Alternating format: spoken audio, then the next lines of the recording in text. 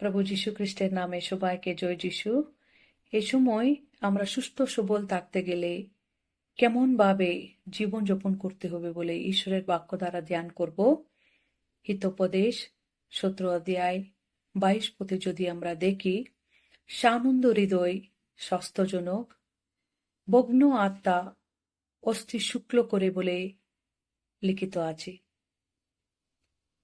সানন্দ হৃদয় বললে ইতিবাচক চিন্তা ভাবনা করা। যখন আমরা ইতিবাচক চিন্তা করি, পজিটিভ ভাবে চিন্তা করি, আমাদের হৃদয় আনন্দভাবে থাকবে। যত বড় অসুখ আসুক না কেন, যত বড় বিপদ আসুক না কেন, আমরা যদি পজিটিভ ভাবে চিন্তা ভাবনা করি, সবকিছু আমরা পার করতে পারি। ঈশ্বর আমাদের সঙ্গে আছেন। এ অসুখ সুস্থ হবেই, আমি পারব ঈশ্বরের শক্তি দ্বারা। এইভাবে যদি আমরা ইতিবাচক চিন্তা করি, আমাদের হৃদয় আনন্দে পরিপূর্ণ হবে। তার দ্বারা আমরা সুস্থ সবল থাকতে পারি।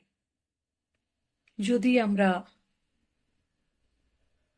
কোনো ছোট বিষয় নিয়ে অনেক চিন্তা ভাবনা করতে থাকি, আমাদের হৃদয় ভগ্ন হবে। অনেক দুঃখিত হয়ে সেই দুঃখ দ্বারা অনেক নেতিবাচক চিন্তা, নেগেটিভ চিন্তা আমাদের মনে আসবে। তার দ্বারা আমাদের অস্থি সকল শুক্ল হইবে বলে ঈশ্বরের বাক্য বলছে। আরো আমরা অসুখ ডেকে নিয়ে আসতেছি আমাদের নেতিবাচক চিন্তা দ্বারা, নেগেটিভ চিন্তা দ্বারা। তাই জন্য আমরা চেষ্টা করব পজিটিভ ভাবে চিন্তা করার জন্য। তার দ্বারা আমাদের হৃদয় আনন্দে থাকবে। যখন আমাদের হৃদয়ে আনন্দ আছে, আমাদের শরীরে কত বড় অসুখ এলেও আমরা পার করতে পারি, আমরা সুস্থ হতে পারি। আমরা চেষ্টা করব আমাদের হৃদয়কে আনন্দে রাখতে, পজিটিভ ভাবে চিন্তা করতে। কেননা ঈশ্বর আমাদেরকে কখনো ছাড়বেন না। তাহার উপরে আমরা ভরসা রাখব। তিনি আমাদের সঙ্গে আছেন। তিনি আমাদের জন্য যুদ্ধ করিবেন।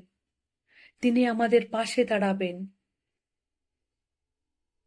যখন এই বিশ্বাসে আমরা এগিয়ে যাব, আমাদের হৃদয় আরো আনন্দে পরিপূর্ণ হয়ে